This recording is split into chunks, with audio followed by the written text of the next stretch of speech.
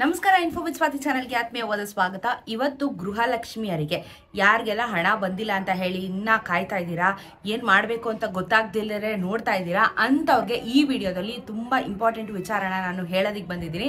So ದಯವಿಟ್ಟು ಎಲ್ಲ ಗೃಹಲಕ್ಷ್ಮಿಯರು ವಿಡಿಯೋನ ಸಂಪೂರ್ಣವಾಗಿ ನೋಡಿ, ವಿಚಾರನ ತಿಳ್ಕೊಳ್ಳಿ.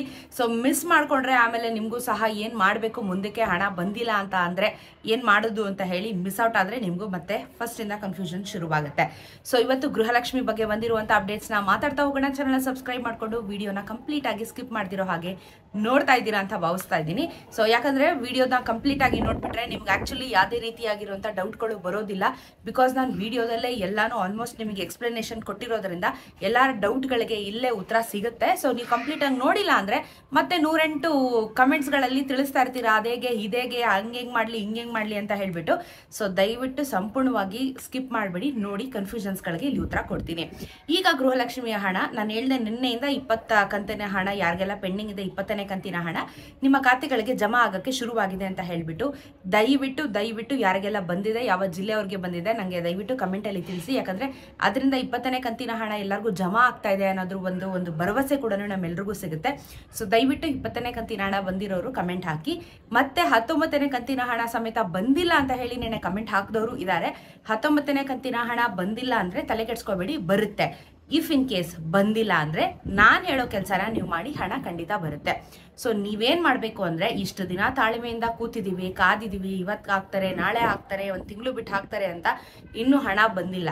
ಇವರು ಪ್ರಾಬ್ಲಮ್ಗಳನ್ನ ಏನೇನು ಹೇಳ್ತಾ ಇದ್ದಾರೆ ಅಂದ್ರೆ, KYC ಜೊತೆಗೆ KYC ಒಂದೇ ರೀಸನ್ ಅಲ್ಲ, ನಮ್ಮ ಬ್ಯಾಂಕು ಮತ್ತೆ ಆಧಾರ್ ಕಾರ್ಡ್ ಕೂಡ ಲಿಂಕ್ ಆಗಿಲ್ಲ. NPCIC ಅಂತ ಕರಿತೀವಿ ನೋಡಿ, ಅದನ್ನು ಸಹ ಲಿಂಕ್ ಆಗದೆ ಇಲ್ದಿರೋರಿಗೆ ಗೃಹಲಕ್ಷ್ಮಿ ಹಣ ಬರ್ತಾ ಇಲ್ಲ. ಇಂಥವ್ರಿಗೂ ಸಹ ನಾವು ಕ್ರೆಡಿಟ್ ಮಾಡ್ತಾ ಇಲ್ಲ ಅಂತ ಕೂಡ ಇವ್ರು ಇವಾಗ ವರದಿನ ಕೊಟ್ಟಿದ್ದಾರೆ. So if in case Aadhaar card ಮತ್ತೆ ನಿಮ್ಮ ಬ್ಯಾಂಕು ಜೊತೆಗೆ ರೇಷನ್ ಕಾರ್ಡು ಯಾವುದು ಲಿಂಕ್ ಆಗಿಲ್ಲ ಅಂದ್ರೆ ನಿಮ್ಮ ಗೃಹಲಕ್ಷ್ಮಿ ಕ್ಯಾನ್ಸಲ್ ಆಗಿರುತ್ತೆ. ಇಫ್ ಇನ್ ಕೇಸ್ ಅದು ಬಿಟ್ಟು ಈ ಒಂದು ಮ್ಯಾಪಿಂಗ್ ಅಂತ ಏನು ಕರಿತಾ ಇದ್ರು, ಈ ಮ್ಯಾಪಿಂಗ್ ಆಗಿಲ್ಲ ಅಂದವ್ರದ್ದು ರೇಷನ್ ಕಾರ್ಡ್ಗಳನ್ನ ಕೂಡ ಕ್ಯಾನ್ಸಲ್ ಆಗಿದೆ. ಸೊ ನಿಮ್ಗೆ ಗೃಹಲಕ್ಷ್ಮಿ ಹಣ ಬರದೇ ಇಲ್ದಿರೋದಕ್ಕೆ ಇದು ಸಹ ಒಂದು ಕಾರಣ ಆಗಿದೆ. ಈ ವಿಡಿಯೋದಲ್ಲಿ ಮುಖ್ಯ ಉದ್ದೇಶ ಏನು, ಇಫ್ ಇನ್ ಕೇಸ್ ನನಗೆ ತುಂಬಾ ಹಳೆ ಅಮೌಂಟ್ಗಳು ಬಂದಿಲ್ಲ, ನಾನು ಯಾರನ್ನ ವಿಚಾರ ಮಾಡಬೇಕು ಅಂತ ಹೇಳಿ ಕ್ಯಾಂಪ್ಗಳು ಹಾಕೋರು, ಬಟ್ ಇವಾಗ ಕ್ಯಾಂಪ್ಗಳನ್ನ ಸಹ ಆಗ್ತಾ ಇಲ್ಲ, ಇದರಿಂದಾನೇ ತುಂಬಾ ತೊಂದರೆ ಆಗ್ತಾ ಇದೆ. ಸೊ ಯಾರನ್ನ ಮೀಟ್ ಮಾಡ್ಬೋದು ಅಂದ್ರೆ, ನೀವು ಮಾಡಬೇಕಾಗಿರೋದು CDPO ಕಚೇರಿಗಳಿಗೆ ಭೇಟಿ ನೀಡಿ ಅಂತ ಹೇಳ್ತಾ ಇದ್ದಾರೆ. CDPO ಕಚೇರಿಗಳಿಗೆ ವಿಸಿಟ್ ಮಾಡಿದ್ರೆ ನಿಮಗೆ ಬರಬೇಕಾಗಿರುವಂಥ ಹಣ ಎಲ್ಲನೂ ಕ್ಲಿಯರ್ ಆಗಿ ಕೊಡ್ತೀವಿ, ಎಲ್ಲ ಸಮಸ್ಯೆಗಳಿಗೆ ಉತ್ತರನ ಕೊಡ್ತೀವಿ ಅಂತ ಹೇಳಿ ತಿಳಿಸ್ತಾ ಇದ್ದಾರೆ. ಸೊ ಇದ್ರ ಜೊತೆಗೆ CDPO ಆಫೀಸಿಗೆ ಹೋಗ್ಬಿಟ್ರೆ ಆಗ್ಬಿಡುತ್ತಾ, ಹೋಗ್ಬಿಟ್ಟು ಕೇಳ್ಬಿಟ್ಟು ಬಂದ್ಬಿಟ್ರೆ ಆಗ್ಬಿಡುತ್ತಾ? ಆಗಲ್ಲ. ಡಾಕ್ಯುಮೆಂಟ್ಸ್ನ ತೊಗೊಂಡೋಗ್ಬೇಕು. ಏನೇನು ತೊಗೊಂಡೋಗ್ಬೇಕು ಅಂದರೆ, ಆಧಾರ್ ಕಾರ್ಡ್ ತೊಗೊಂಡೋಗ್ಬೇಕು, ಬ್ಯಾಂಕ್ದು ಪಾಸ್ಬುಕ್ಕು, ನಿಮ್ಮ ರೇಷನ್ ಕಾರ್ಡು ಜೊತೆಗೆ ಲಿಂಕ್ ಆಗಿರೋ ಮೊಬೈಲ್ ನಂಬರ್. ಯಾಕಂದರೆ OTP ಮುಖಾಂತರ ಬರುತ್ತೆ, OTP ಬರುತ್ತೆ, ಆಮೇಲೆ ಅವರು ಕ್ರಾಸ್ ಚೆಕ್ ಮಾಡ್ತಾರೆ. ಸೊ ನೀವು ಕರೆಕ್ಟಾಗಿ ಇದಿಷ್ಟು ಏನೇನು ಆಧಾರ್ ಕಾರ್ಡು, ಬ್ಯಾಂಕ್ ಪಾಸ್ಬುಕ್ಕು ಮತ್ತು ನಿಮ್ಮ ರೇಷನ್ ಕಾರ್ಡು ಮತ್ತು ಮೊಬೈಲ್, ಇವಾಗ ಕರೆಂಟ್ಲಿ ನೀವು ಯಾವುದೇ ಲಿಂಕ್ ಮಾಡಿದ್ದೀರಿ ಆಧಾರ್ ಕಾರ್ಡ್ಗೆ, ಆ ಮೊಬೈಲ್ ನಂಬರ್ ಅಂದರೆ ಮೊಬೈಲ್ ತೊಗೊಂಡೋಗಿ ಹೋಗ್ತೀರಾ. ಬಟ್ ಕೆಲವ್ರಿಗೆ ಅದು ಗೊತ್ತಾಗಲ್ಲ, ಸೊ ಅದಕ್ಕೆ ಹೇಳ್ತಾ ಇದ್ದೀನಿ ನಾನು. ಸೊ ಇಷ್ಟು ಡಾಕ್ಯುಮೆಂಟ್ಸ್ನ CDPO ಆಫೀಸಿಗೆ ತೊಗೊಂಡೋದ್ರೆ ಗೃಹಲಕ್ಷ್ಮಿ ಹಣ ಯಾಕೆ ಬಂದಿಲ್ಲ, ಅಥವಾ ಯಾಕೆ ಇಷ್ಟು ತಡ ಆಗಿದೆ, ಅಥವಾ ನಿಮ್ಮದೇನಾದರೂ ಪ್ರಾಬ್ಲಮ್ ಇದೆಯಾ, ಅಥವಾ ಇವ್ರು ಟೆಕ್ನಿಕಲ್ ಇಶ್ಯೂಯಿಂದ ನಿಮಗೆ ಬಂದಿಲ್ವಾ ಅನ್ನೋದ್ರ ಬಗ್ಗೆ ಕ್ಲಾರಿಟಿನ ಕೊಡ್ತಾ ಇದ್ದಾರೆ.